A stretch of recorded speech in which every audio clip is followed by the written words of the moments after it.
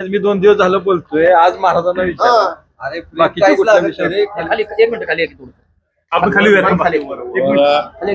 ते पालक आहेत, पालकमंत्री ते आहे. आम्ही त्यांच्या पालकत्वाखाली आहे.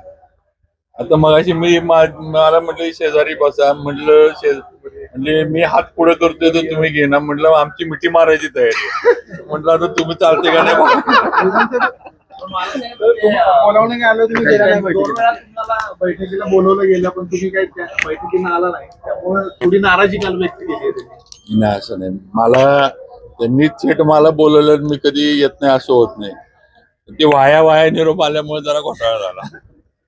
या जिल्हा परिषदेला आता तुम्ही दोघं एकत्र असणार आहे का? आम्ही जिल्ह्याच्या विकासासाठी एकत्र आहे. आता पुढचे विषय पुढे आता त्याच्यावर कधी चर्चा होणार आहे? ते आता त्यांनीच सांगायचं.